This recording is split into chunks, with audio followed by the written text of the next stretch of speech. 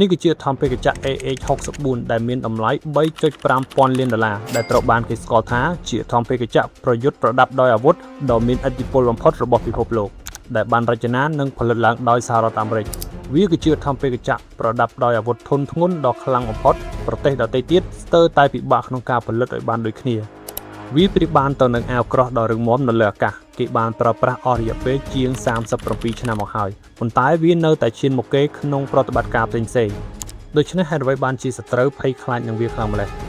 ជាធម្មតាថមពេកចក្រធុនធ្ងន់មួយប្រភេទនេះវាអាចមានគ្រឿងបន្លាស់ជាង5លានគ្រឿងមានទំហំធំជាងថមពេកចក្រប្រយុទ្ធជាមធ្យម25ដងទោះបីជាមានភាពស្មុគស្មាញក៏ដោយវាមានកម្រិតទម្ងន់ត្រឹមតែ 5.5 តោនប៉ុណ្ណោះហើយវាអាចបំពាក់អាវុធទ្វេដងនៃទម្ងន់របស់វាផ្ទាល់និងអាចហោះហើរក្នុងល្បឿន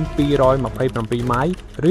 365គីឡូម៉ែត្រក្នុង1ម៉ោងជាមួយនឹងចម្ងាយប្រតិបត្តិការប្រហែល300ម៉ៃបច្ចេកវិទ្យាថាមពលរបស់ Boeing អនុញ្ញាតឲ្យវាហោះហើរបានលឿននិងឆ្ងាយទូយន្តហោះអាចទប់ទល់នឹងគ្រាប់កាំភ្លើងទំហំ50ការ៉ាត់វាថែមទាំងអាចទប់ទល់នឹងគ្រាប់កាំភ្លើងប្រឆាំងយន្តហោះទំហំ23មីលីម៉ែត្រនៅក្នុងតំបន់ប្រតិបត្តិការសំខាន់ៗមួយចំនួនហើយវាក៏ត្រូវបានបំពាក់ដោយកាំភ្លើងខ្លីទំហំ30មីលីម៉ែត្រដែលមានអត្រាបាញ់1000គ្រាប់ក្នុង1នាទីបូករួមទាំងរ៉ុកែតរាប់សិបគ្រាប់និងមីស៊ីល Hellfire ចំនួន16គ្រាប់វាអាចទម្លុះរថពាសដែកកម្រាស់ជាង55អ៊ីងម្យ៉ាងវិញទៀតគ្មានរថក្រោះណាមួយអាចនឹងមានសុវត្ថិភាពនោះទេ